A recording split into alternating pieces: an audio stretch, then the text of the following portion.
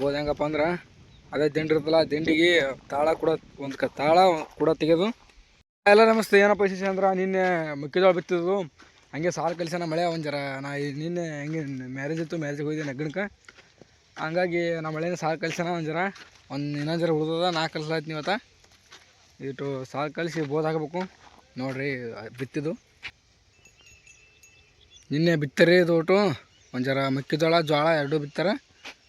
ಅಥವಾ ಅಲ್ಲಿ ನಿಂತ ನೋಡ್ರಿ, ಅಲ್ಲಿ ತನಕ ಹೊಡೆದಾರ. ಇನ್ನೊಂದು ಜರ ಉಳ್ದದ, ಆ ಕಡೆ ಹೊಡಿಬೇಕು ಅದಟ್ಟು ಅದಾದ್ರೆ ಆಯಿತು. ಹೊಡೆದ ಮೂಲಕ ಇದಕ್ಕೆ ಬೋದ್ ಹಾಕ್ಬೇಕು. ಬೋದ್ ಹಾಕಿದ್ರೆ ನೀರು ಬಿಡೋಕೆ ಈಜಿ ಆಗ್ತದೆ ಅಂತೇಳಿ ಅದಕ್ಕೆ ಕರೆಂಟ್ ಬಂದಾಗ ಜರಪ್ಪ ಇದಕ್ಕೆ ಕಬ್ಬಿ ಇಟ್ಟು ನೀರು ತಿರುಗಬೇಕು. ಬರ್ರಿ ನೋಡೋಣ ಮೊದಲು ಒಂದು ಜರ ಲೈಟ್ ಬಂದವ. ಜರ ಕಬ್ಬಿ ನೀರು ತಿರುಗಿಡ್ಬೇಕು ಒಂದು ಜರ.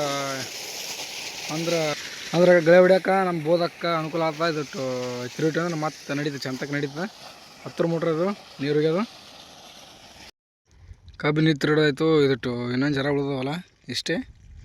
ಇಟ್ಟು ಗಳೆ ಹೊಡೆದು ಅಂದ್ರೇನು ಸಾಲು ಕಲಿಸೋದು.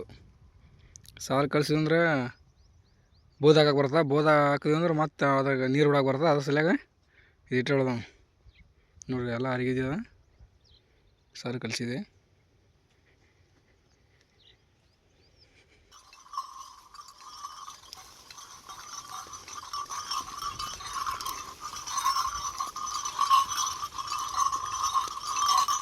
ಸಾಲು ಕಲಿಸೋದಾಯಿತು. ಸಾಲು ಕಲಿಸೋದು ಆಗಿದ್ದಕ್ಕೆ ಇದು ಬೋದ್ ಹಾಕತ್ತೇಳಿ ಬೋದ್ ಹಾಕ್ಲತ್ತೀನಿ.